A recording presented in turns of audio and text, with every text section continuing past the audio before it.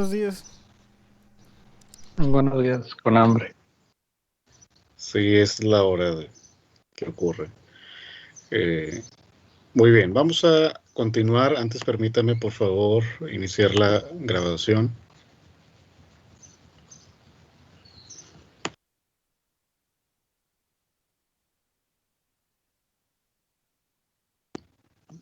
Muy bien. En la sesión anterior, el lunes, estuvimos revisando algunas cuestiones acerca de la colonización. Bueno, diferentes conceptos relacionados. Vimos algo de colonia, colonización, conquista e imperio. Hablábamos un poco acerca de estas similitudes y diferencias que podemos encontrar y esta complementariedad sobre todo y la relación que existe entre estos conceptos.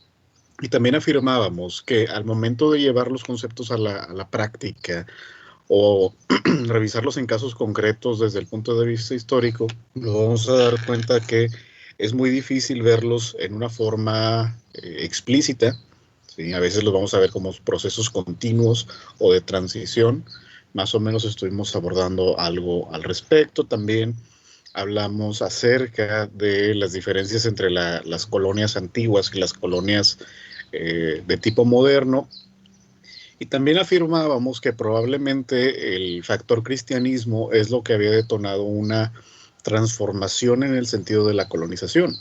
Sí, de hecho, si recuerdan, cuando hablamos de la península ibérica, decíamos que el propio nombre o la propia denominación de reconquista española eh, tiene este carácter un poco, ¿no? De dominar sobre el otro, y más o menos este es lo que íbamos cerrando, ¿no? La idea de la dominación, la idea de la subordinación, es lo que tienen en común estos cuatro conceptos que estuvimos eh, indagando un poco, insisto, de manera tal vez un poco general, pero que iremos revisando con mayor detenimiento con la propuesta de Osterhammel y de Janssen. ¿Sí? Entonces, si les parece, vamos a iniciar a discutir un poco la lectura, qué les pareció, qué les llama la atención, qué podríamos destacar de la lectura de Osterhammel y de Janssen. Muy bien, Arnoldo y posteriormente Miguel Ángel. Bueno, creo que la idea más importante que destaco del texto es que el imperialismo, si bien digamos que va a ser una forma pues, digamos común de gobierno o de expansión de potencias europeas, no va a ser, digamos, igual.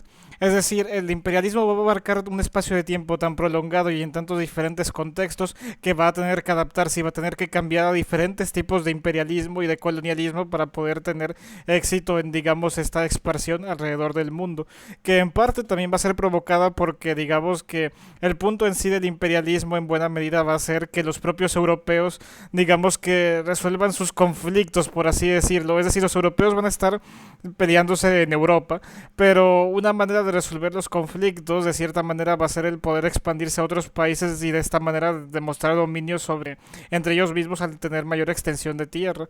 Así que, bueno, para lograr esto de mejor manera van a tener que hacer diferentes formas de poder hacer colonialismo, a veces de manera más directa y por uso de la fuerza militar, u otras veces de manera más indirecta y mediante la presión económica, y otras donde, bueno, pues hay varias combinaciones de esto, donde digamos que las formas pueden, digamos, variar en condiciones más específicas.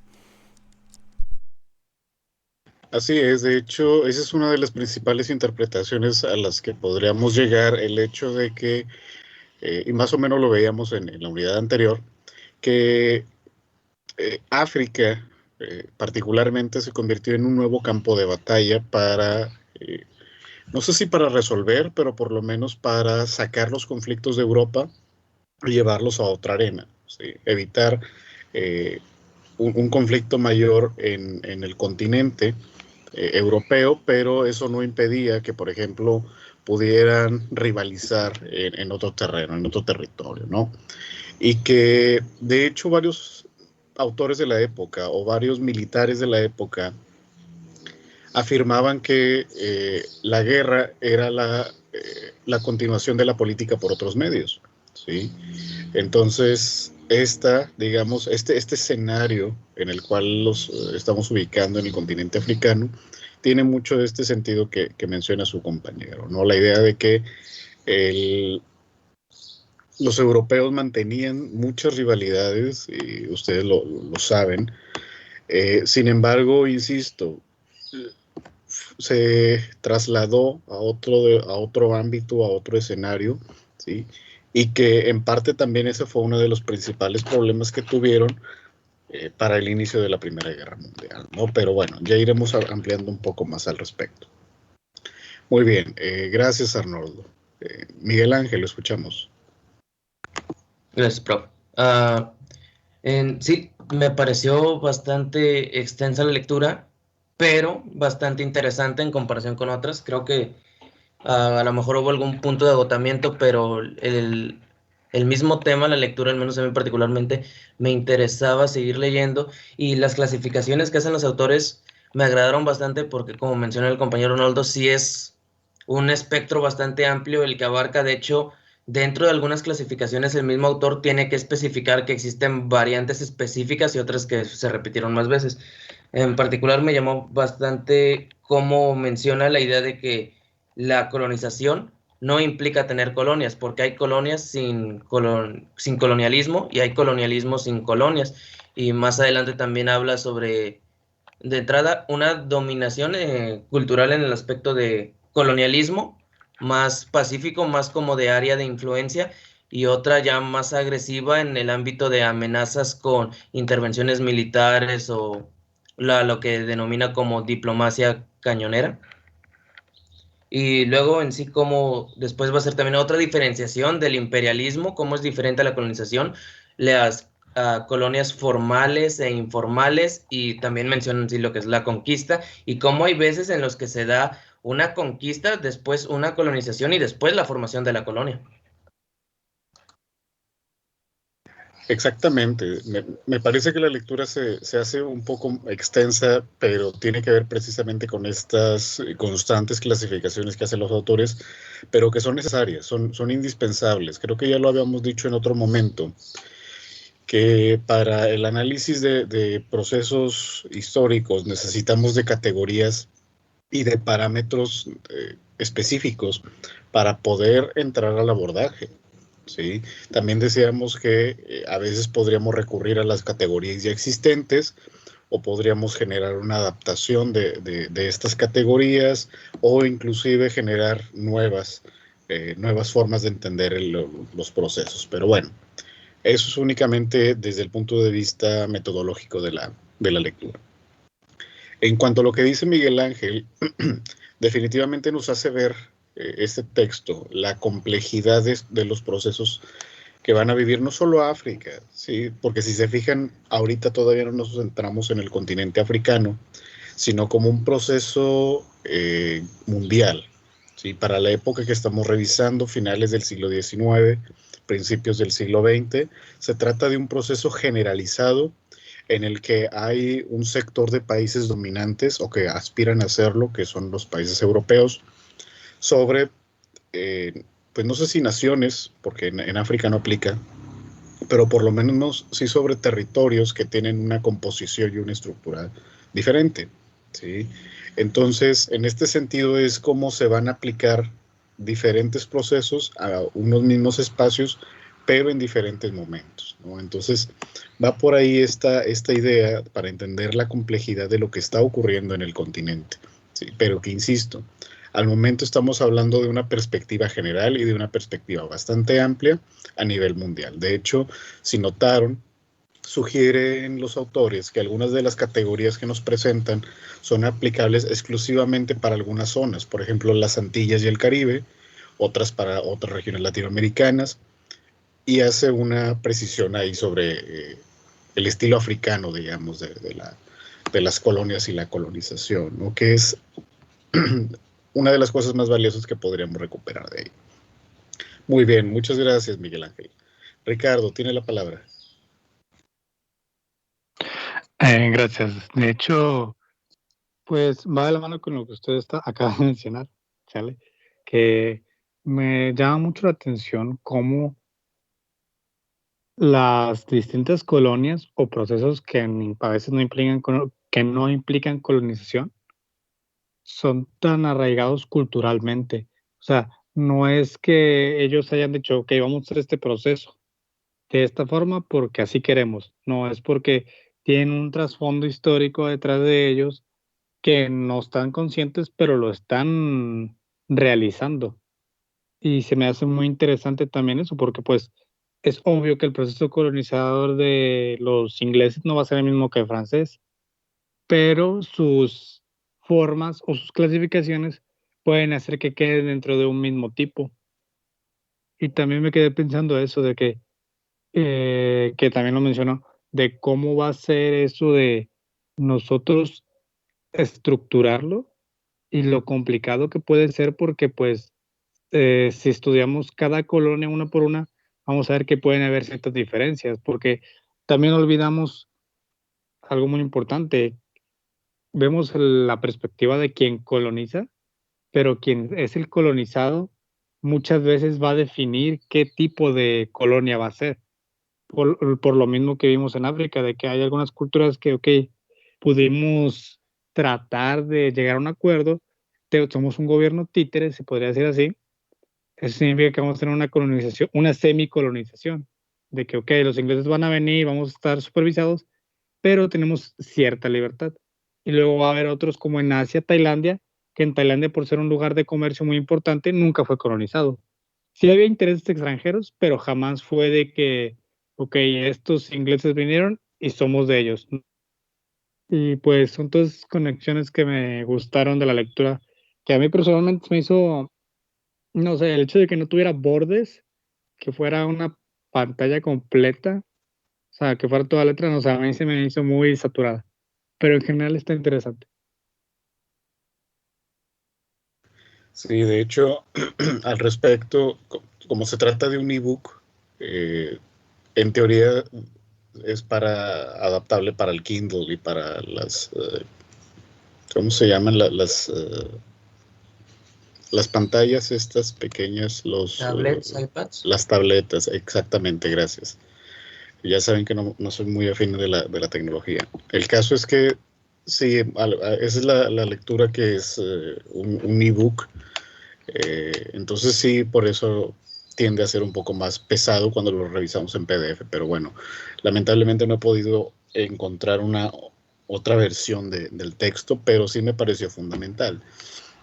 Ahora, pues son varias cosas las que menciona su compañero Ricardo, que podríamos ir desmenuzando, ir revisando a lo largo de la sesión, pero una de ellas me parece muy importante a lo que hace referencia, que es la visión del otro, ¿sí? Que me parece que muchas veces lo hemos venido recalcando, y, pero también creo que es en este preciso momento, en este periodo que estamos revisando, en el cual va a adquirir una mayor relevancia, ¿sí? Porque tiene sentido lo que menciona su compañero en la idea de que, eh, ¿cómo podríamos decirlo? ¿Qué sucede con los demás? Qué pasa con las personas que son los sometidos? ¿Sí? Y la construcción del colonialismo tiene que ver mucho con el grado de aceptación del otro, es decir, de los africanos, ¿sí? De los pueblos africanos, sobre lo que ocurre en esas circunstancias, ¿no? Ya lo habíamos revisado en muchos momentos. De hecho, le vamos a dedicar una lectura específica sobre eso. ¿Qué pasa?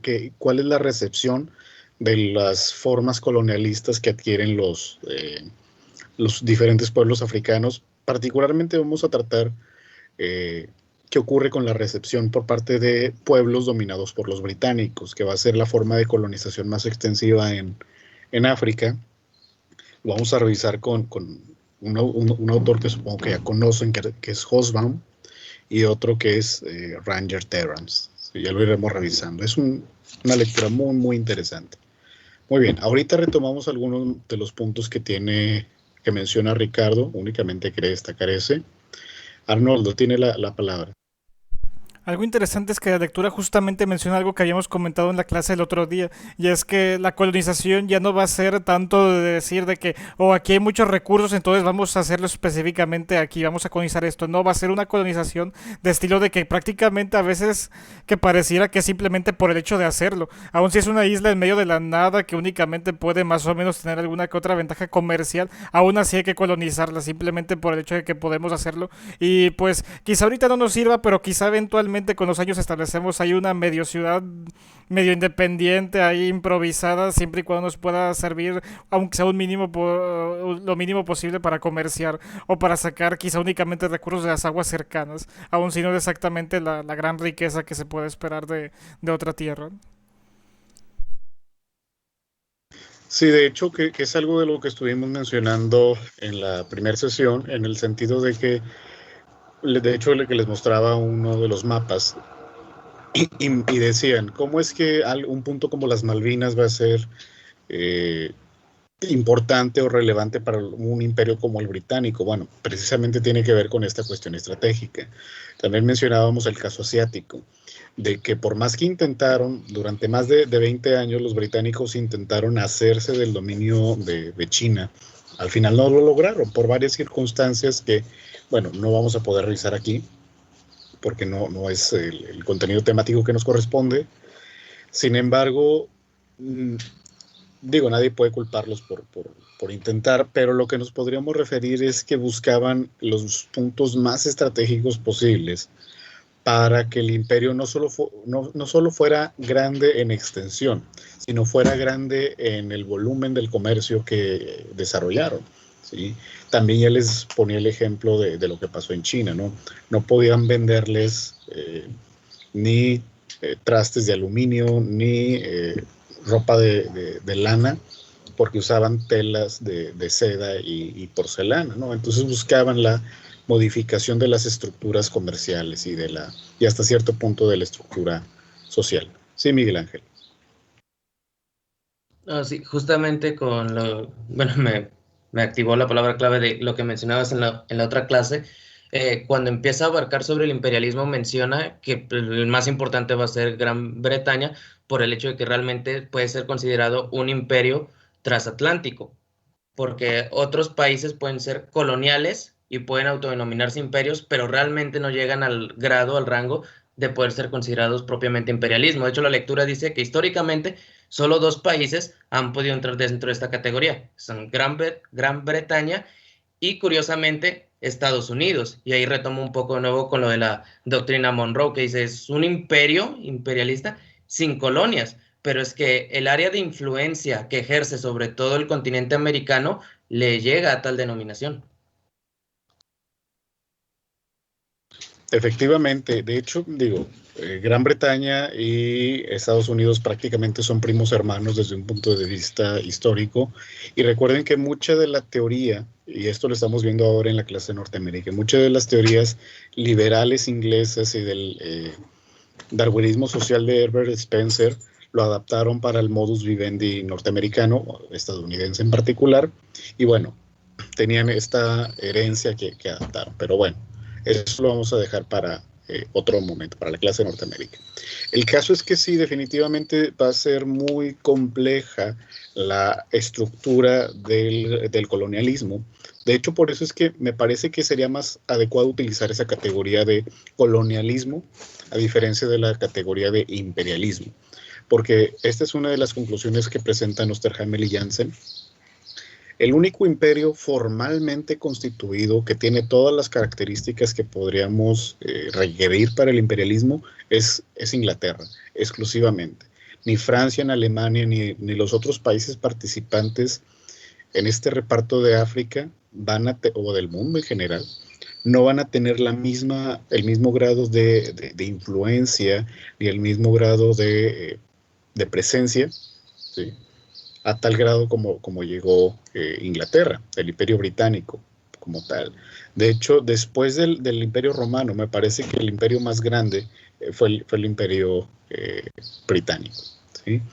Y no solo fue transatlántico, fue transpacífico, ¿sí?, porque conectó todas las regiones del mundo por primera ocasión. Sí, Ricardo, dígame. Bueno, voy a hacer un comentario rápido porque si no se va a empezar a desviar.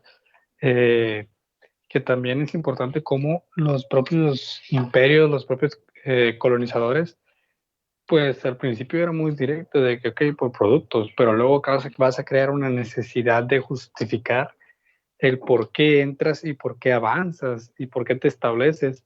Me recuerda mucho a, bueno, que le había mencionado en la clase pasada que hice una lectura que le mencioné para reseñar, etcétera, que ellos simplemente seguían esta lógica y va rápido. Son niños, ¿ok? Los africanos son simios o son niños, cualquiera de las dos.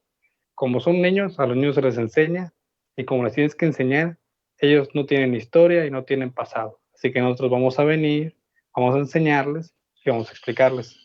Y pues eso también, más que nada, como un punto de justificación, porque muchas veces a lo mejor pensamos, y obvio la lectura lo deja en claro, que ellos llegaron con armas, mataron y se quedaron, y no, muchas veces pudieron haber llegado y haber dicho, ok, vamos a negociar, porque ustedes tienen que ser enseñados. Exactamente, es decir, los europeos venían con una noción, eh, podríamos decir hasta cierto punto predeterminada, ¿sí? De cuál era su función, entre comillas, en el mundo, ¿sí? De llevar la civilización. Sin embargo, ahí también podríamos empezar a cuestionar esta idea, en el sentido de que pues la noción moderna de colonialismo estaba en construcción en ese momento, ¿sí? Entonces también estuvieron en construcción sus nociones de legitimidad y su presencia y dominio sobre otros territorios. Entonces, al mismo tiempo que se fue construyendo el Imperio Británico, por ejemplo, para retomar esta situación, también se fueron construyendo sus fuentes de legitimidad, sus rituales, su presencia, sus cargos administrativos, cosas que en otro momento no necesitaban o no existían, las fueron desarrollando en el momento. En eso también nos va a ayudar mucho la lectura de Hobsbawm, ¿sí? Que de hecho el título del capítulo que vamos a revisar es bastante revelador, es la invención de los rituales en África, ¿sí? Pero bueno, el caso es que sí, todas estas categorías de imposición y de justificación ideológica y cultural también se van a ir eh, amoldando y construyendo conforme pasa el tiempo, ¿no? Esta idea primero de dominación y después curiosamente, de integración, ¿sí? Esta idea de, por ejemplo, en la Primera Guerra Mundial, eh, llamar a todos los colonos a participar, principalmente a los canadienses y a los australianos, ¿sí? Y neozelandeses, va a ser una especie de responsabilidad para con el imperio. Ya más o menos lo vimos en Norteamérica, que muchos canadienses al principio se negaban, sobre todo los vinculados a Quebec, pero otros decían, no, es la oportunidad de sobresalir, etcétera. Bueno, algo similar también va a ocurrir en África y con territorios de dominio francés, ¿sí? De generar esta comunidad eh, que rebasaba fronteras, entre comillas, ¿no? Eso por un lado. Y por el otro también, que es lo que mencionan estos autores, es el hecho de que se empiezan a perfilar los estados modernos africanos con fronteras artificiales y definidas desde afuera, y el continente empieza a adquirir parcialmente la estructura que tiene hoy, ¿sí? Y una frase que me quedó muy grabada de esta lectura, y que de hecho la anoté en mi cuaderno y la subrayé, era que estos estados nacionales que se fueron formando, ¿sí? Rápidamente sus habitantes subordinados empezaron a adquirir una conciencia nacional, ¿sí? Territorial que no tenían, ¿sí? Por esta fragmentación de poblaciones aisladas. Entonces, esta imposición o esta categoría traída desde afuera por los europeos permitieron perfilar los modernos estados nacionales africanos, pero también aspiraban a la independencia, ¿sí? Porque esa categoría de Estado-nación no la conocían, ahora sí, pero también conocían las teorías de estados independientes y autónomos, ¿sí? Entonces, ese fragmento de la lectura particularmente llamó mucho mi atención. Muy bien, ¿quién más? ¿Qué otros elementos podríamos destacar de la lectura?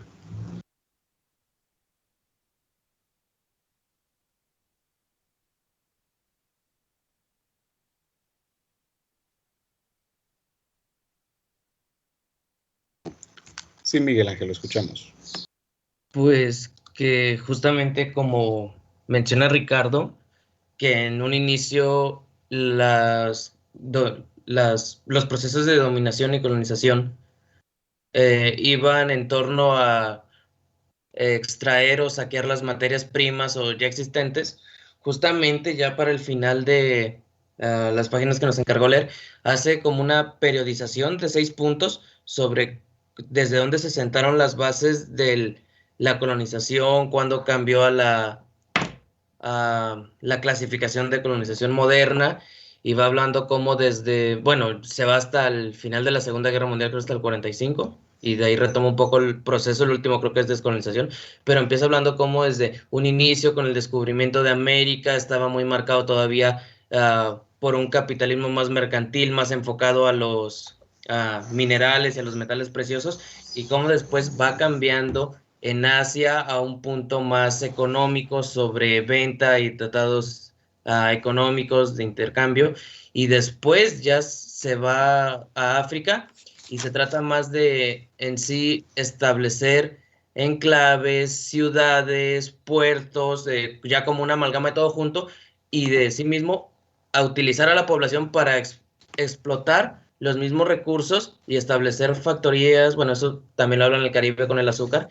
O sea, ya es todo junto, no nada más es el intercambio económico, no nada más es el saqueo, no nada más es las materias primas, ya es todo junto, incluyendo establecerse. Va a hablar de casos en el que a veces van a llegar también gente blanca, no solo de representantes del gobierno, sino también a poblar las zonas que están más aisladas.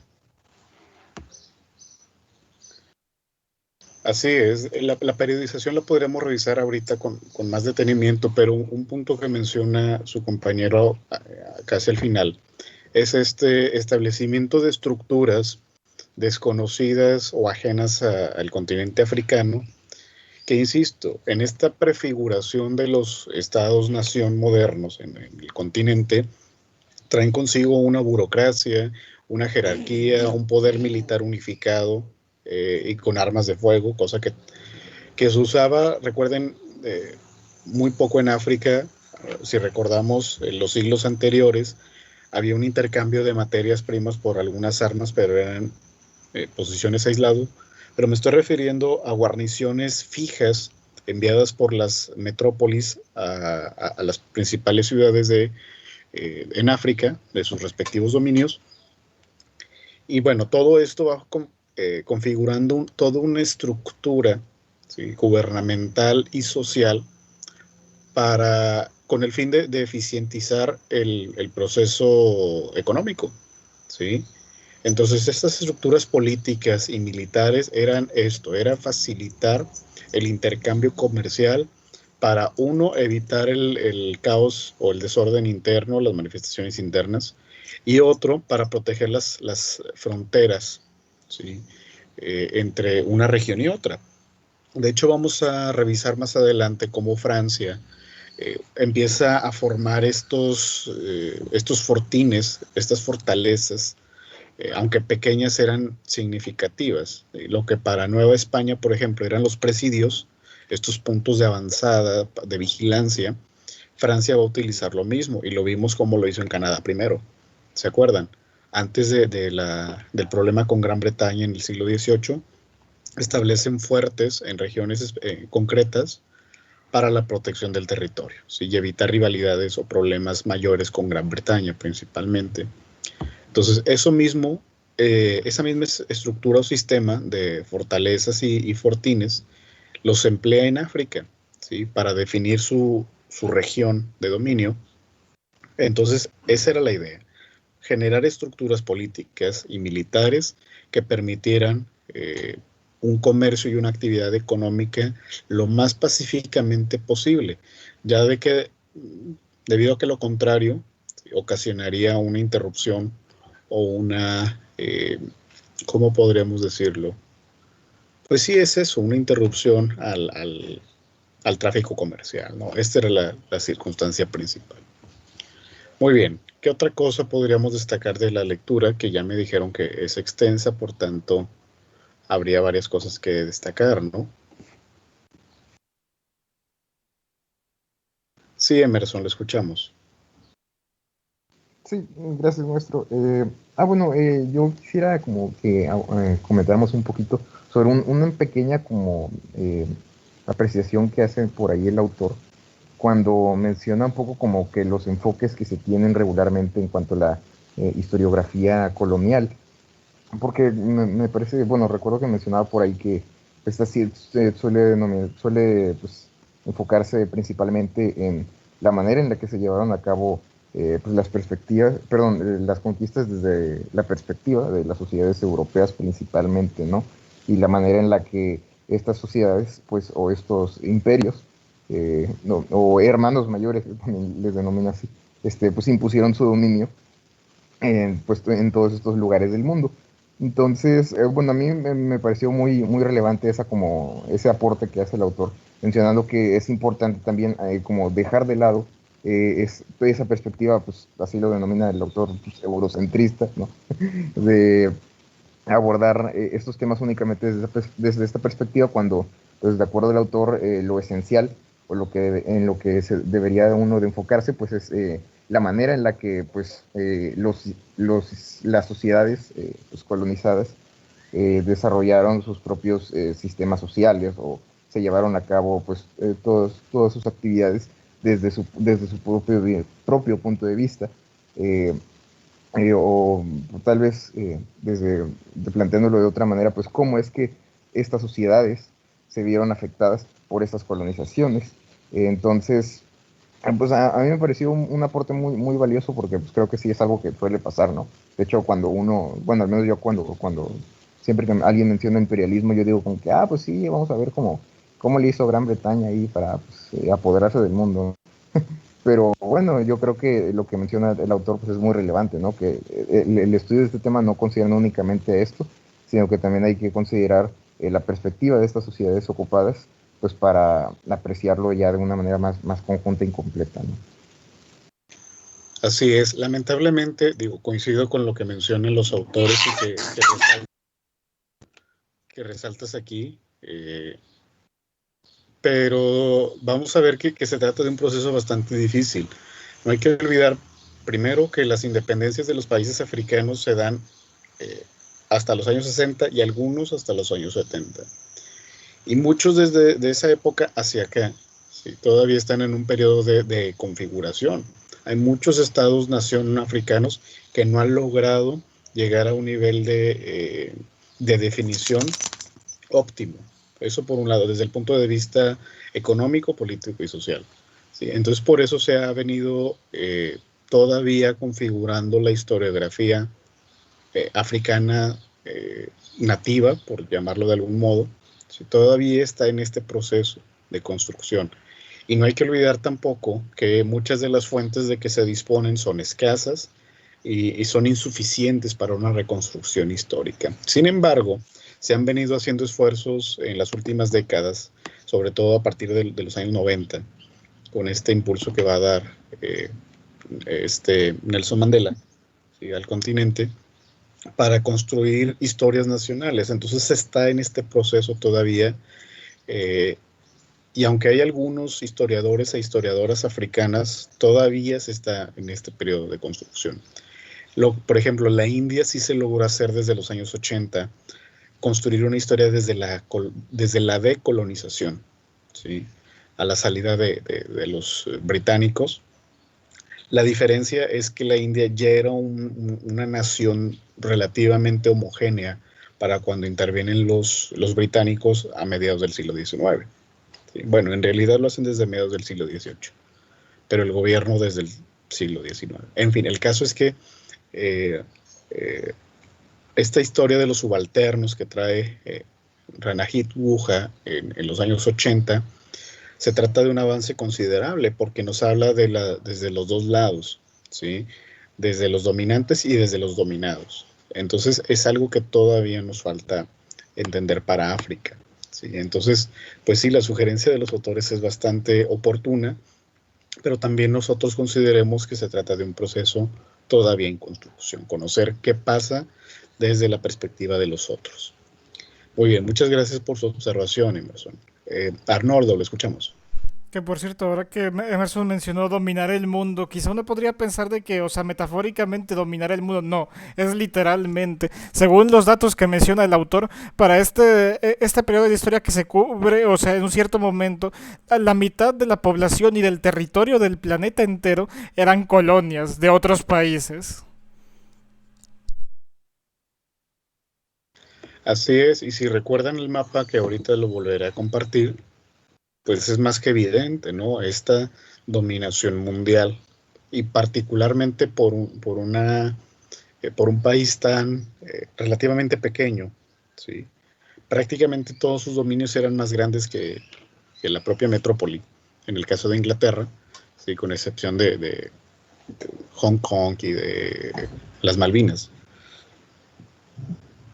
Pero había territorios que cuadruplicaban el territorio de Inglaterra, pero el caso no es ese. El hecho es que encontraron la fórmula, pues no sé si perfecta, pero por lo menos la fórmula más eficiente para regir todos estos territorios. Y a la larga esto va a ser fundamental, ¿sí? Y que de hecho lo que falla no es la estructura como tal, sino las circunstancias es lo que modifican eh, la presencia inglesa en el mundo y que va a ir siendo lentamente o gradualmente sustituida por Estados Unidos, ¿no? Al cabo que para el fin de la Segunda Guerra Mundial prácticamente el imperio está colapsado, el imperio británico. Francia también en sus intentos republicanos tiene que abandonar definitivamente sus intentos colonizadores y lentamente todos los están haciendo, ¿sí? Ellos, sin embargo, no, eh, no desaparecen las estructuras colonialistas, desaparecen las colonias, ¿sí? Como entidad política y comercial, pero no desaparece el colonialismo, ¿sí? Es decir, es una forma cultural que va a persistir durante mucho tiempo y en algunos momentos hasta la actualidad en varias naciones, no solo de África, sino de otras partes del mundo. Sí, Miguel Ángel. Y es justamente algo que todavía me hace mucho ruido hasta el día de hoy. Justamente estaba viendo ayer cómo dentro del proceso luego de la Segunda Guerra Mundial de descolonización y de las pocas cosas que yo creo que realmente ha puesto énfasis la ONU en empezar a abandonar las colonias y territorios que ya no son parte de la delimitación original de la nación. Con Alaska y Hawái de Estados Unidos creo que todavía se entiende. Bueno, con Guantánamo yo creo que no tienen tanta excusa, pero justamente me parece interesante cómo Inglaterra no fue muy reacio con querer conservar sus colonias, las fue abandonando poco a poco. Todos recordamos, creo que en el 99, incluso acaba de nacer yo, hicieron como una ceremonia en Hong Kong donde bajaban su bandera de la asta y ponían en Hong Kong.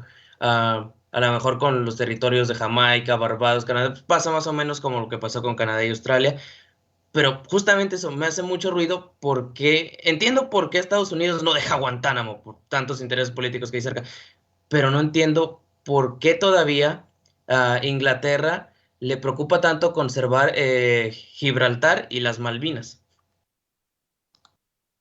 Sí, digo, se trata de un misterio sin resolver, podríamos decir. En Gibraltar no tanto, ¿sí? Porque es un punto estratégico comercial en el Mediterráneo, ¿sí? Con contactos con otras regiones, pero el hecho de las Malvinas sigue siendo todavía un misterio, ¿sí? Porque está muy alejado, porque está más cerca del aro de fuego, perdón, de la Patagonia, por ejemplo, que de, no sé, alguna región económicamente productiva. Sigue siendo un misterio. De hecho, en los 80, cuando viene la guerra de las Malvinas en el 86, ¿sí? Mucha de la disposición de recursos materiales, y militares y económicos que hace eh, Gran Bretaña por mantener las Malvinas no se puede entender, ¿sí? No sabemos si porque se trata del último bastión simbólico del colonialismo, pero carece de sentido considerando que no hay otros, ¿sí? Considerando que Canadá, Nueva Zelanda y Australia son estados libres asociados, ¿sí? Que Hong Kong todavía está en este limbo de si pasa China o no, ¿sí? Entonces, y de que en África ya prácticamente todos son estados independientes, entonces todavía es un misterio este asunto de las Malvinas, ¿no? Estas islas enfrente de Argentina.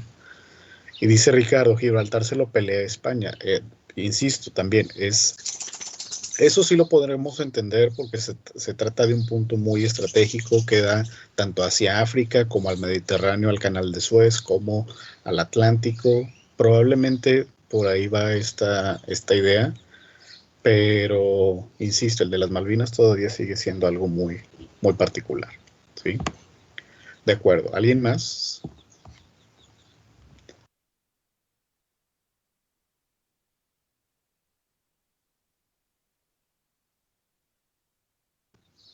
¿Alguna otra participación hasta el momento sobre la lectura de Osterhamel y de Jansen?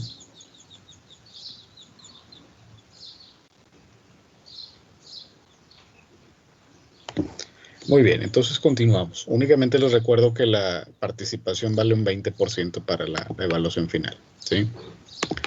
Muy bien, regresamos a nuestra presentación. ¿Sí? Que aquí es donde nos habíamos quedado, de hecho, la clase anterior. Y ya perfilábamos esta diferenciación con la que inicié la sesión de hoy sobre las diferencias entre un imperio antiguo y un imperio o formas de colonización antigua y formas de colonización modernas, ¿no? Y decíamos que si bien el descubrimiento de América generó un nuevo impulso para establecer nuevos dominios fuera del mundo conocido, ¿sí? También afirmábamos que el cristianismo se considera, podríamos considerarlo como un elemento de unificación, ¿sí? De criterios, por llamarlo de algún modo, para avanzar sobre territorios no dominados o al menos controlados por potencias europeas. ¿Sí? Entonces se va a volver un punto clave dentro de nuestro análisis. A veces lo dejamos de lado y únicamente nos dirigimos hacia aspectos económicos, ¿sí? Pero no hay que olvidar que elementos culturales tales como el religioso también se va a volver fundamental, ¿sí? Pero bueno, retomemos el texto de Osterhamel y de Jansen y vamos a ir destacando algunos puntos que nos van a servir mucho para entender los procesos que están ocurriendo en África. De hecho, la siguiente sesión ya vamos a ver los casos concretos, ¿sí? De las colonias africanas o de las colonias europeas en África, mejor dicho, ¿sí? Pero necesitamos entender un poco esto. Los autores que revisaron nos plantean 3 criterios comunes para el establecimiento de colonias o para entender y describir las colonias, ¿no? El primero de ellos es el hecho de que se trata de un control externo, o lo que habíamos hablado de dominio, ¿sí? Sobre un territorio del cual se busca algún provecho. Regularmente se trata de un provecho de tipo económico, ¿sí? En este periodo que empieza la segunda revolución industrial, a finales del siglo XIX, principios del XX, ya todas estas estructuras industriales están en una constante innovación, ¿sí?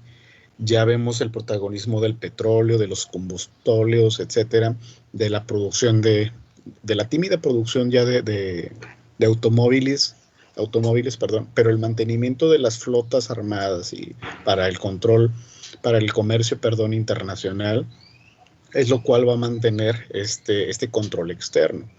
Entonces, no solo se trata de un control explícito, ¿sí? Es decir, a través de las armas del ejército y del gobierno, sino que se trata también de un control de tipo cultural y social, ¿sí?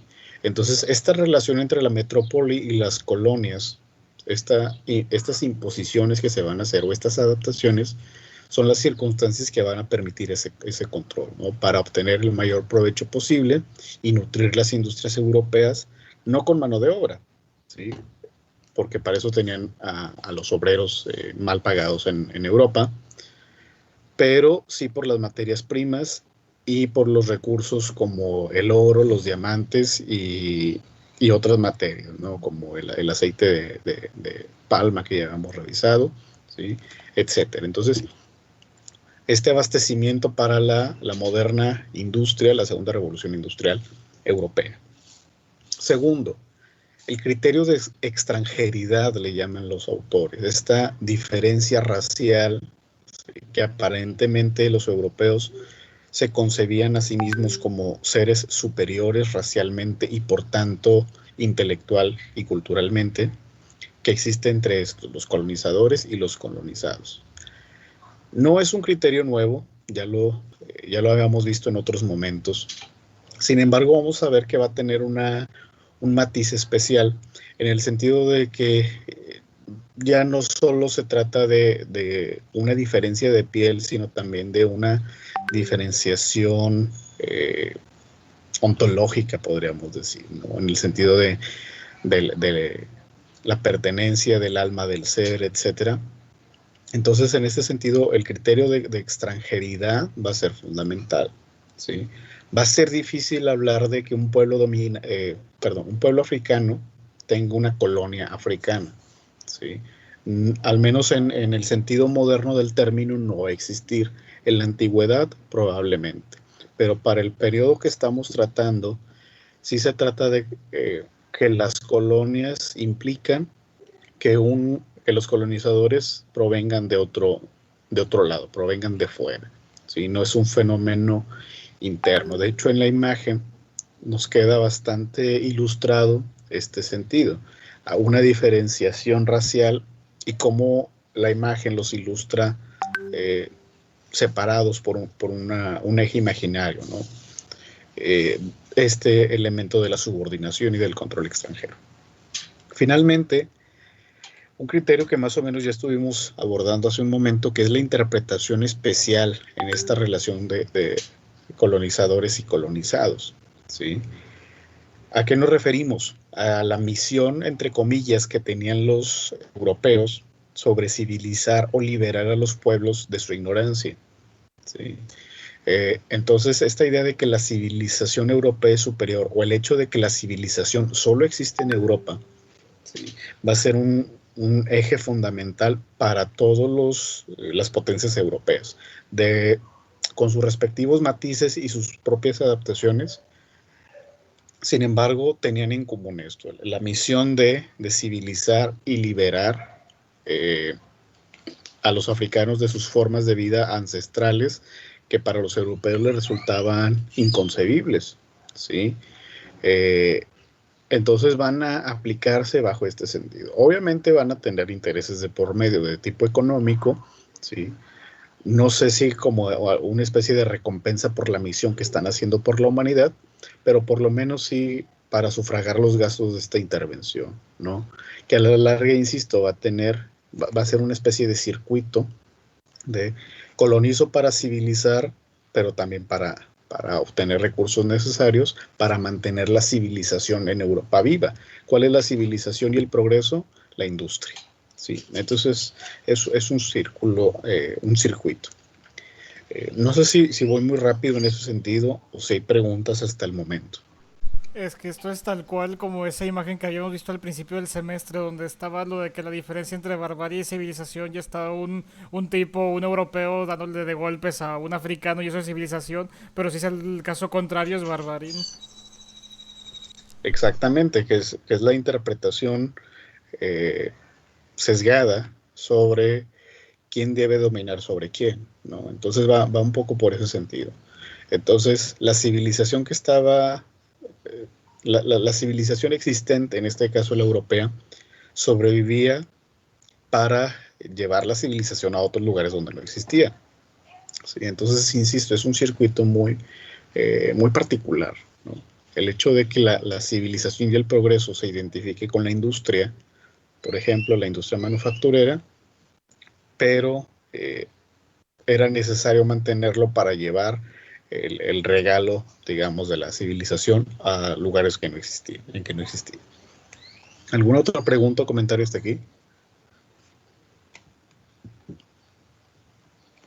Muy bien, entonces, el control externo, el criterio de extranjeridad y la misión que tenían los colonizadores son los tres rasgos que podríamos identificar en general en todas las colonias, ¿sí? En cualquier momento de la época moderna vamos a encontrar este criterio y en cualquier territorio, ¿sí? Ya sea África, Asia, América, etcétera. Estos son los tres elementos con los que vamos a contar. Sin embargo, nos vamos a dar cuenta también que cada región va a adquirir su propia configuración a partir de la potencia que está dominando sobre las circunstancias ambientales o el entorno en el cual vive el pueblo dominado y la supuesta misión que va a adquirir esta relación, ¿no? Entonces, tomé esta definición del libro de Osterhammel y Jansen. Esta es su propuesta sobre en qué consiste el colonialismo, ¿sí? Recordemos que la colonia es una ubicación administrativa territorial, pero el colonialismo va más allá. El colonialismo es una situación, es un proceso, ¿sí? Entonces ahí es donde podemos empezar a diferenciar. Colonia como un espacio administrativo, política y económicamente, y el colonialismo es más una situación, es un proceso, ¿sí? ¿Algún voluntario o voluntaria, por favor, que me ayude a leer esta definición? No veo sus manos, así que los escucho. Si gusta yo, profesor. ¿Me escucho Adelante. bien? Sí, adelante. Dice, el colonialismo es una relación de dominio entre colectivos en la que las decisiones fundamentales sobre la forma de vida de los colonizados son tomados y hechas cumplir por una minoría cultural diferente y poco dispuesta a la conciliación de amos coloniales que dan prioridad a sus intereses externos. Esto se vincula usualmente en los tiempos modernos con doctrinas justificativas ideológicas del tipo misionero, que se basan en la convicción de los amos coloniales de su propia superioridad cultural. Perfecto, muchas gracias. Vamos a desmenuzar un poco esta definición, ¿sí? Ya tenemos el criterio principal, que el colonialismo se trata de una situación o de un fenómeno en particular, ¿sí? De acuerdo. Al momento de revisar esta definición, ¿qué elementos podríamos desprender o cómo la podríamos analizar? Es pregunta abierta.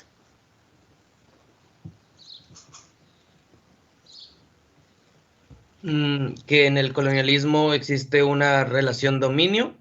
Las decisiones acerca del rumbo del territorio, nación, colonia, son tomadas por una minoría cultural que es diferente a la local, a la cual no es conciliadora y da prioridad a sus propios intereses y a menudo usa de justificación una supuesta superioridad cultural. Ok, bueno, me está describiendo la definición. Lo que necesito es que me digan qué representan estos elementos. Es decir, no que no me los enumeren, sino que me expliquen un poco cuál es su perspectiva sobre esta composición, esta definición. ¿Sí? Ya tenemos que se trata de una situación de dominantes sobre dominados, que es un grupo minoritario, que busca intereses externos y que tiene una justificación de tipo ideológica. Pero estos elementos, ¿de qué nos sirven o cómo podríamos explicar un fenómeno a partir de estos criterios? Pues es un poco el darwinismo social de toda la vida, ¿no? Como los patrones capitanes de la industria de las grandes empresas multinacionales hasta el día de hoy, pero con sus empleados. Ok, entonces esa es una primera afirmación, que las formas de dominación existen en diferentes momentos y bajo diferentes sistemas, ¿no? Que de hecho me parece que el martes también estuvimos hablando un poco al respecto, ¿no? En la clase de Norteamérica, de estos asalariados que tienen, entre comillas, la libertad de trabajar y también la libertad de aspirar a algo más. Pero bueno, eso es bastante relativo. ¿Qué otra cosa?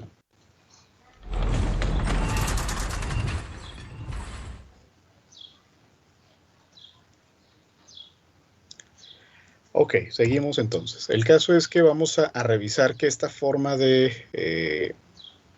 esta situación, ¿sí?, que vamos a encontrar en varias regiones del mundo y en varios momentos, ¿sí?, va a tener, como les decía hace un momento, su propia configuración y va a tener intereses particulares y muy específicos, ¿sí?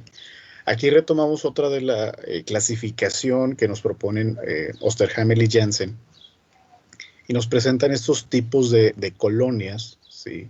O tipos de colonialismo para los cuales vamos a ir destacando lo que a nosotros nos interesa.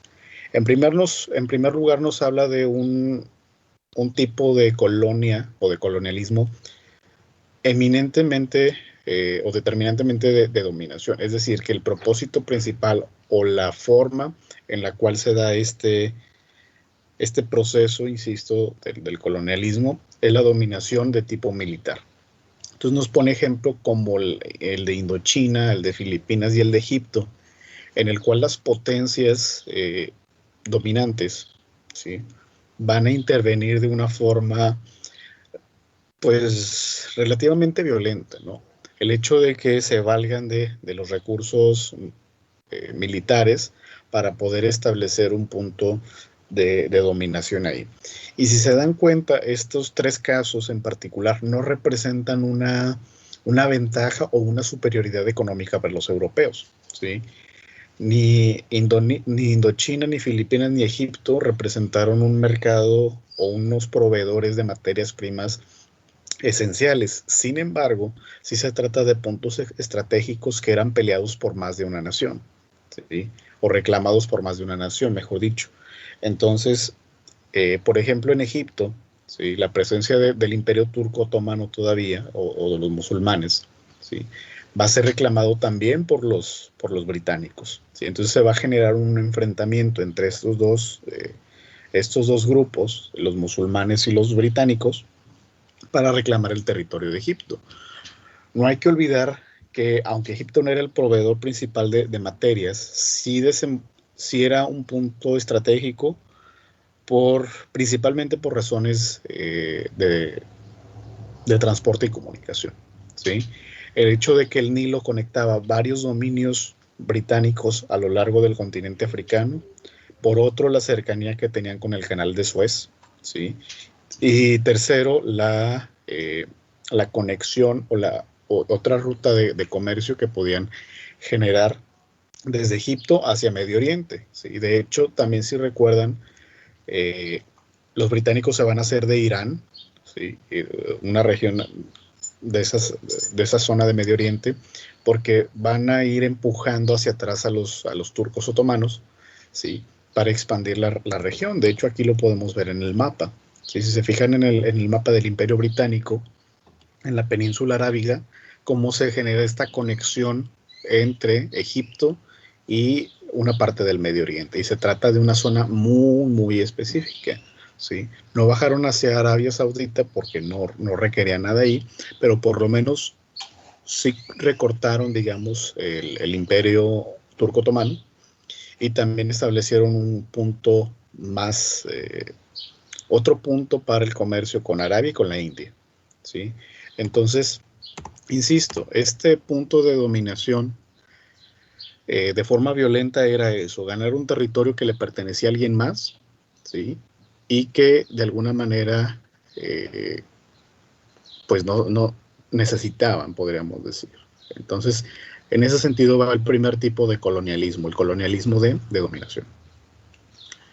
El segundo es algo que ya más o menos también hemos revisado, que se trata de un colonialismo para proveer de puntos de apoyo a la metrópoli, ¿sí?, o a las metrópolis.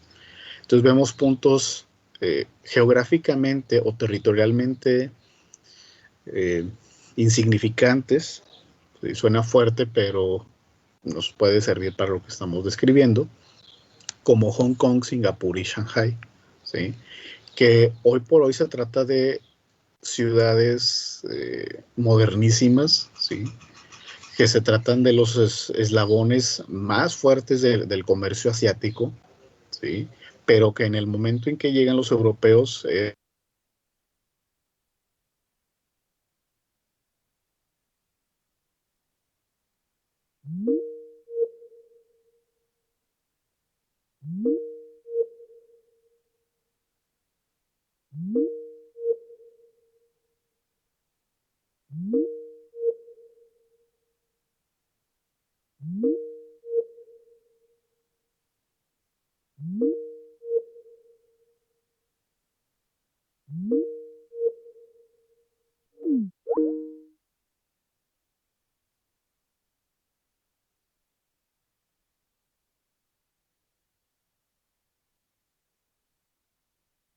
otra vez en el mapa se trata de puntos muy, muy remotos y prácticamente inexistentes como sociedad, pero que eran fundamentales para el tráfico en el Pacífico, ¿sí?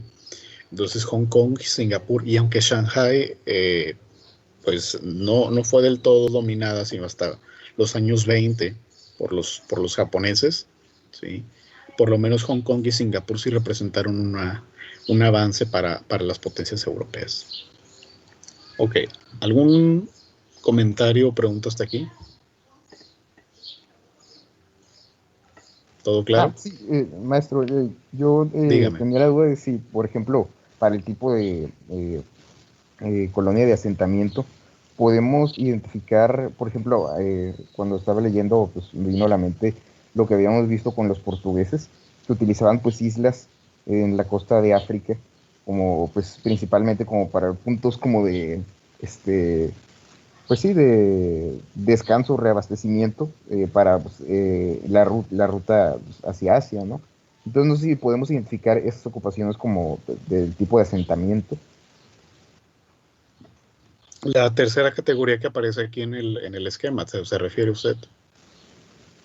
No, perdón, me equivoqué, sí, a partir de un punto de apoyo, sí. Así es. Sí, sí. Sí, de estos puntos como los cabos que se generaron en la época portuguesa, perfectamente, sí. Entonces, corresponde a estas nuevas formas modernas de colonialismo, sí, que ya no representaban la forma expansiva, sí, del Imperio Romano, es decir, de las formas antiguas de dominio, sino que ahora requerían otras formas de controlar el tráfico, ¿no? Entonces sí, exactamente como lo describes, como ocurrió con Portugal, ¿sí? Que estaban haciendo puntos muy, pues otra vez insignificantes, pero que eran esenciales. Ahí es donde radica su importancia. Eran claves para mantener activo el comercio. Algo similar ocurre aquí. Entonces podríamos afirmar, perdón, que estos puntos de apoyo o estos puntos estratégicos son una forma de colonización o de colonialismo moderno. Así que podríamos incluso atribuirle a los portugueses su creación, pero que otros supieron aprovechar en otro modo, ¿no? O que lo llevaron al siguiente nivel, por ponerlo desde otro punto de vista, ¿no? Entonces, en este caso, los británicos sí, lo supieron hacer en ese sentido y más adelante los japoneses también, ¿sí? Bueno, aunque los japoneses hicieron una especie de combinación entre estos tres elementos, ¿no? Entre colonialismo de dominación, de un punto de apoyo y de asentamiento. Me parece que los japoneses son de los pocos imperios o de las pocas naciones, y a veces lo dejamos mucho de lado, ¿sí? Que combinaron estos tres elementos en espacios muy compactos, como es el caso de Corea y de China, ¿sí? Entonces es muy interesante hacer esta comparación de Japón con el modo de colonización europeo. Claro que los japoneses tenían una perspectiva totalmente diferente sobre la cuestión étnica y racial, sobre el provecho de los recursos económicos y sobre la forma sobre todo, de dominación por medios violentos, es decir, recurrir a las armas. Tienen una estructura diferente. Entonces, ahora que lo mencionamos, podríamos hacer esa afirmación, ¿no? Que el imperio japonés de principios del siglo XX va a combinar de forma muy interesante estas tres formas de colonialismo que los europeos aprovecharon solo de manera parcial o utilizaron solo de manera parcial y en puntos o en territorios remotos. ¿Alguna otra duda o comentario hasta aquí antes de continuar? No, profe. Perfecto. De cualquier manera, si creen que vamos avanzando muy rápido sobre esas categorías, por favor háganmelo saber, ¿de acuerdo? Entonces, quisiera que todos los puntos que tengan dudas, ¿sí?, sean aclarados ahorita, porque esto puede también repercutir a la hora del examen. De cualquier manera, ya hablaremos de eso más adelante. Muy bien. el tercer tipo, la tercera categoría que nos proponen los autores para hablar de colonialismo, insisto, no tanto de colonias, sino de un proceso de colonialismo, son estas formas de asentamiento. Y a su vez la divide en tres categorías, ¿sí? De asentamiento como este proceso de población por parte de las potencias en un territorio determinado, ¿sí? Que este pudo haberse iniciado por un colonialismo de dominación o un punto de apoyo, ¿sí? O por otras razones, ¿de acuerdo? Entonces, el colonialismo como forma de poblamiento de una zona por parte de integrantes de la nación dominante, en este caso de las metrópolis, va a adquirir diferentes matices. En un primer momento nos plantean los autores que hay una subcategoría que le denomina neoinglés, ¿sí? Y se refiere a las colonias atlánticas de Norteamérica. Este proceso ya lo revisamos, así que no me voy a detener ahí.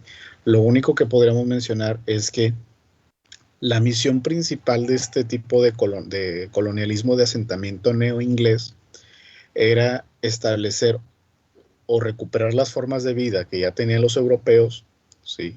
Formas religiosas en particular, y desarrollarlas en otro espacio, ¿sí? No era ni convertir, ni civilizar, ni dominar, nada de eso, sino se trataba únicamente de ocupar otro espacio para continuar sus formas de vida originarias, ¿sí? Insisto, principalmente por razones religiosas, cosa que ya revisamos en Norteamérica, así que no me voy a detener ahí. Luego nos pone también un caso, el caso de asentamiento caribeño, ¿sí? Es decir, toda esta región de las Antillas, de la Guyana, del Caribe, como su nombre lo indica, que se trata de asentamientos relativamente reducidos, pero que eran necesarios, puesto que el Caribe sí proveía de recursos y de materias primas esenciales para Europa, tanto para el consumo directo como para su transformación. En este caso, la producción de algodón, la producción de tabaco, de caña de azúcar, del propio ron, de varios materiales, ¿sí? O de varios productos naturales como tal que no necesitaban transformación, sino que generaban un consumo directo o parcial, como el caso del tabaco o del ron. Por eso es que vamos a ver estructuras europeas que permitían el control de esta zona, porque los intereses económicos eran muy fuertes, ¿sí?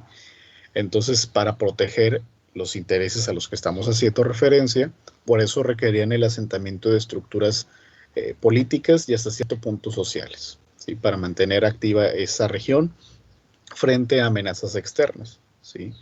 Profe. Sí, sí, dígame. De hecho, en el caso caribeño me llama bastante la atención porque los autores hacen como una pequeña diferenciación en torno a las culturas locales posterior a la colonización. En el neoinglés habla de que hubo un exterminio, en el africano de utilizar a la misma población. En el caso caribeño engloba a Brasil dentro de ellos, a pesar de que ya es territorio continental, porque va dentro de la práctica que era importar esclavos africanos para hacerlos trabajar en las plantaciones. Y de hecho, ahí pone unas estadísticas y explica hasta el día por qué la población de todos estos países como Haití, Jamaica, Cuba y Brasil es mayoritariamente afrodescendiente o negra. Así es, que bueno que lo menciona, que lo trae aquí a colación, porque ese es otro punto que podríamos aclarar. En este caso utilizan la categoría de caribeño no solo porque son islas o son puntos de cara al mar en una región pequeña, sino que la forma de vida o la forma de colonialismo era la misma, ¿sí? Yo les decía en su respectivo momento que los portugueses empezaron el tráfico de esclavos hasta 1500, cuando ya tenían un punto fijo en Brasil, ¿no? Después del Tratado de Tordesillas, que separaba los territorios españoles y portugueses, y que de alguna manera mantuvieron ese ritmo de abastecimiento, porque, insisto, no les interesaba establecer grandes ciudades o grandes centros poblacionales de tipo europeo, porque no les era necesario, ¿sí?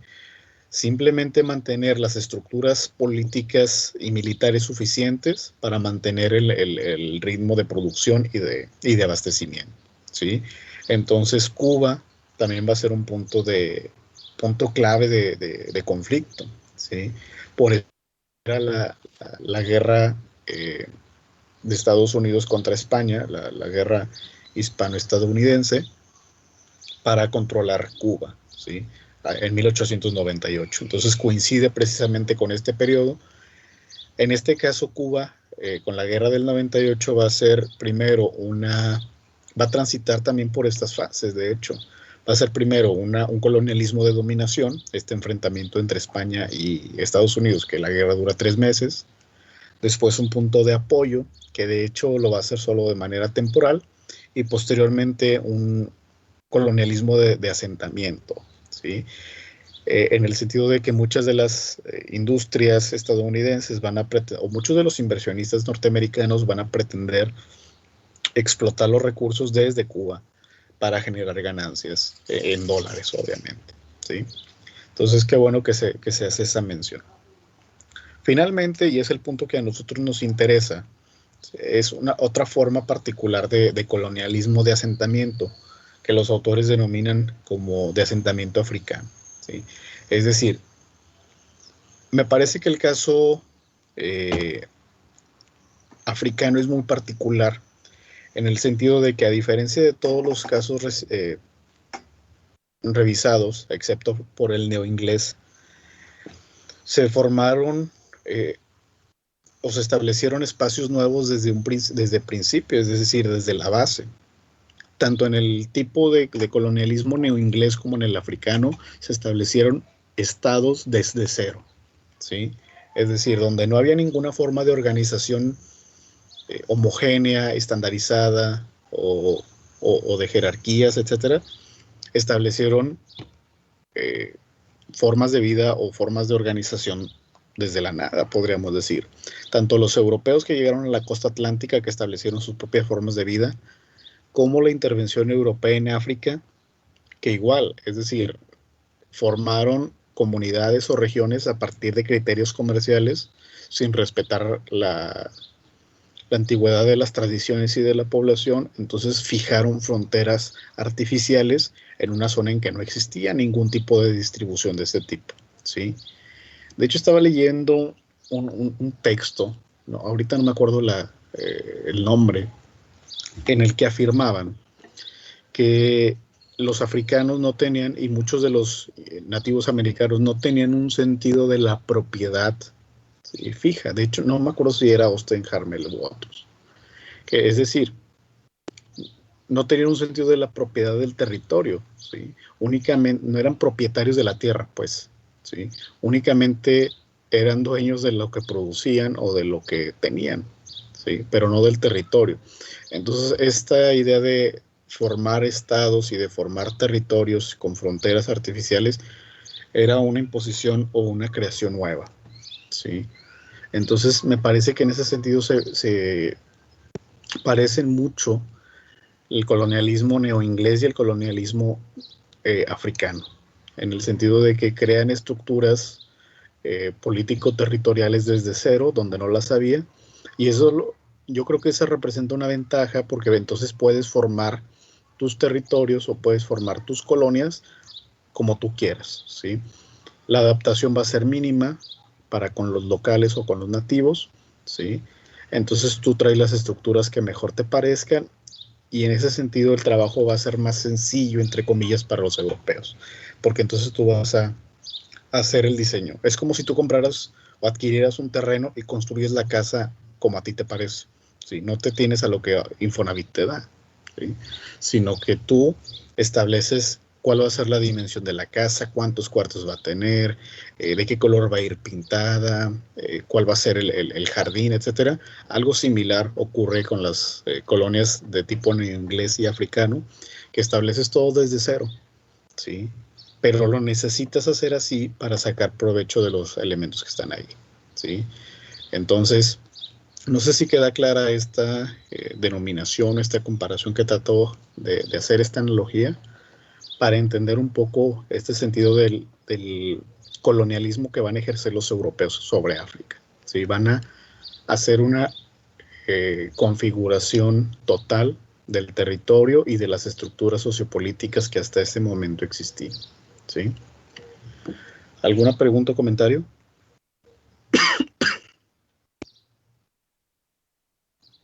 De acuerdo. Creo que como... Ay, Sí, dígame, adelante. disculpen, es que no se escuchaba mi micrófono entonces. Sí, de que como en la lectura también lo menciona en los autores, que sí se ve la presencia de ya, bueno, cómo es el objetivo de la rama militar y también la presencia colonial que se va observando ya con los burócratas y demás. Pero lo que quiero decir es que cómo se va viendo el punto de quiebre en sí entre la sociedad africana y bueno, los colonizadores, porque digo, sí, sigue siendo una conquista, ¿verdad? Pero cómo lo van integrando ya a su imperio, sí se ve que abarca varias cosas. Digo, como lo mencionó, dice en la lectura, los objetivos, como decía, la presencia colonial como tal, los granjeros, todo lo demás, pero se va viendo ya un avance en la vida diaria. Así es, y ahí es donde podremos conectar con lo que decíamos hace un rato, ¿no? Con la idea de que en muchas ocasiones los europeos tuvieron que improvisar, ¿sí? Porque, insisto, el hecho de que, esa idea de formar todo desde cero tiene un pro y un contra, o es un arma de doble filo, en el sentido es que tú puedes diseñar las sociedades a tu modo, ¿sí? Pero otra cosa es, ¿cuál crees tú que sea la mejor forma? ¿Sí? Entonces, muchas de estas formas de estructuras de dominación se fueron construyendo sobre la marcha, fueron improvisando mucho, porque, insisto, estas formas eran relativamente nuevas.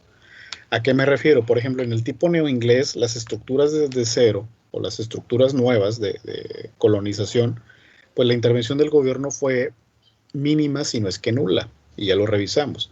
Todo se formó a partir de criterios civiles, ¿sí? de la propia población civil europea. Pero en el caso de africano no, y yo creo que ahí es donde radica la principal diferencia, ¿sí? De que el gobierno inglés, del apogeo de la época victoriana, ya traían esta preconcepción de estructuras que pretendían no adaptar, sino aplicar directamente en África, pero que, insisto, fueron construyendo sobre la marcha y que fueron buscando las mejores alternativas, ¿sí? Formas que al final de cuentas se vieron obligados los nativos o las poblaciones originarias a aceptar, porque también es otra cosa que vamos a ir revisando. Los europeos fueron muy inteligentes o muy pragmáticos en el sentido de que utilizaron estructuras semejantes provenientes de Europa, las acoplaron con estructuras de jerarquía o religiosas que ya existían en África. En otras palabras, ¿sí? Para los africanos no fue tan difícil asimilar las estructuras de dominación externas porque más o menos hasta cierto punto compartían algunos rasgos, ¿sí? No me quiero adelantar, pero estos rituales de coronación, por ejemplo, no les eran ajenos a los africanos, ¿sí? O el hecho de obedecer a un jefe de tribu no les eran ajenos. Simplemente se transformaron y se utilizaron en favor de los europeos, ¿sí? Entonces, por eso, insisto, sacaron esta ventaja los europeos, ¿no? Para poder recurrir a estas formas de dominación. Muy bien, gracias por su precisión al respecto. ¿Alguien más? De acuerdo, entonces, insisto, seguimos con esto porque son varios elementos y por eso la idea de mostrarlo aquí a través de esquemas para que sea un poco más digerible. Así pues, hay varias alternativas, ¿sí? Varias combinaciones que se pueden presentar en diferentes territorios de acuerdo con las circunstancias, con los propósitos y las intenciones que tengan los pueblos dominantes.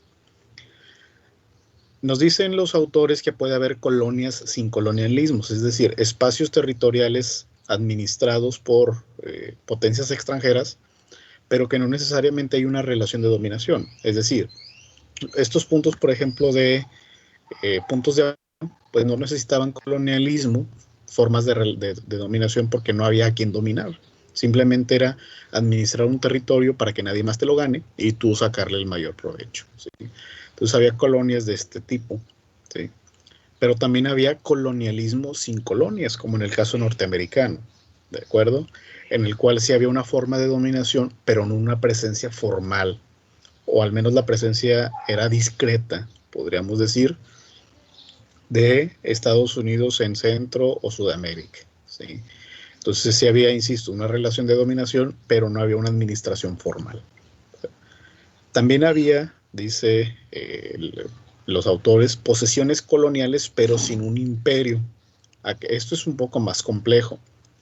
Lo podríamos aplicar, por ejemplo, al caso francés, que aunque tenía algunas posesiones de tipo colonial, es decir, reclamaban para sí territorios, pero no era un imperio como tal, en el sentido de que no había una configuración o no había una especie de integración territorial o cultural que unificara a todos los territorios, ¿sí?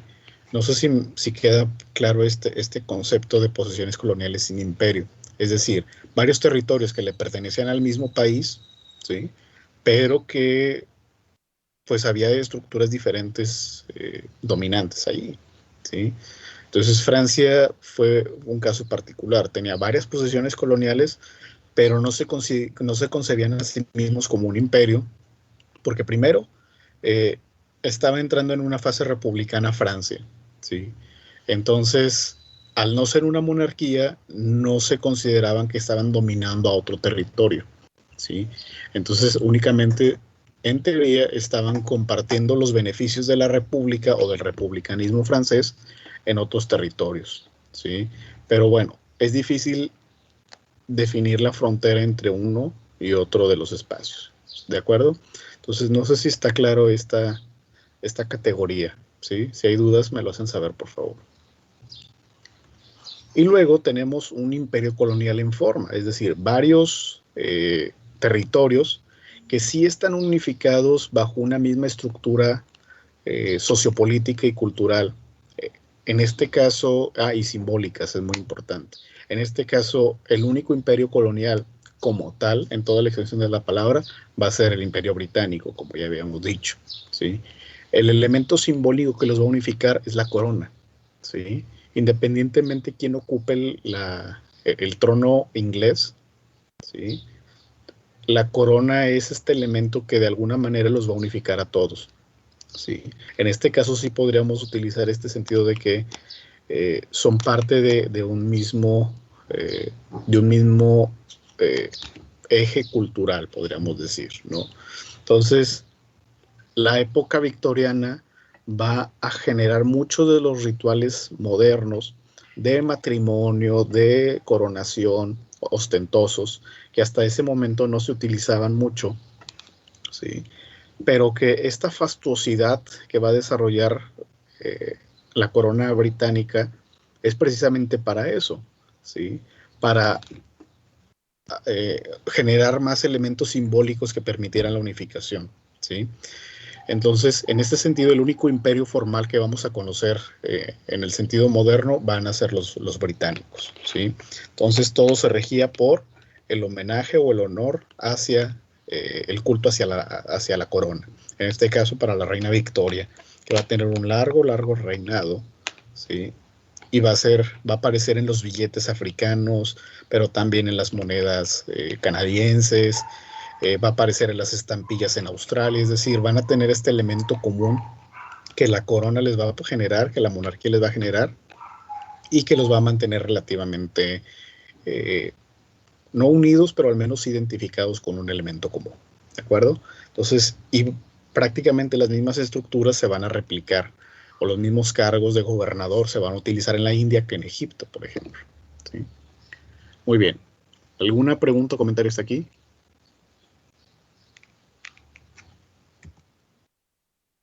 De acuerdo, entonces todavía nos faltan otras 2, 3 cosas que hablar sobre esto, ¿sí? Lo cual nos va a llevar, insisto, un poco más de tiempo, pero se van dando cuenta de la complejidad de hablar de colonialismo, ¿sí? Que no solo se limita a territorios con una administración específica, sino a una relación especial de dominación, ¿sí? Que se va a tratar de justificar y sobre todo de adornar, podríamos decir, en el sentido de que buscas de hacerlo lo más discreto posible. Ya nos iremos dando cuenta a qué grado o a qué nivel eso fue posible realmente, ¿sí? Ok, la siguiente clase vamos a retomar este tema, porque todavía nos quedan un par de asuntos pendientes, pero ya vamos a ir revisando los casos concretos, ¿sí? Ya vamos a ver las formas de dominación, las formas de colonialismo ejercidas por diferentes potencias europeas. Vamos a revisar 4 en general, en particular, perdón. Vamos a revisar a Francia, vamos a revisar a Bélgica, vamos a revisar a Alemania y finalmente a los británicos, es decir, la presencia y las formas de colonialismo europeo en el continente africano, ¿de acuerdo? Para eso vamos a recurrir a Berthaud. De hecho, esta es la última unidad que vamos a recurrir a este autor, pero me parece muy útil la forma en que aborda este asunto, por eso lo vamos a recuperar, ¿sí? Entonces, para la siguiente clase, después de revisar lo que nos falta de las categorías, voy a pedirles por favor que revisen este texto, ¿sí? Escribiendo aquí las páginas. De Berthaud vamos a revisar de las páginas 187 a la 210 y de la 230 a la 236. ¿Qué vamos a revisar ahí? Vamos a revisar las formas de colonialismo francés, el colonialismo belga y el colonialismo alemán. Vamos a tratar de revisar sus particularidades y sus semejanzas. ¿Alguna pregunta o comentario de cierre? No, profe, todo claro. Perfecto, entonces, insisto, la siguiente sesión retomamos este tema de los tipos de colonia y otras cosas. Nos faltan otros 2 puntos ahí. Y empezamos con los casos concretos ya en el caso africano, ¿de acuerdo? Entonces, sin más, aquí terminamos. Pásenla bien y por favor no olviden registrar su asistencia en el chat. Nos vemos en la siguiente clase. Que tenga lindo día, profe. Muchas gracias, igualmente. Nos vemos, adiós. Nos vemos.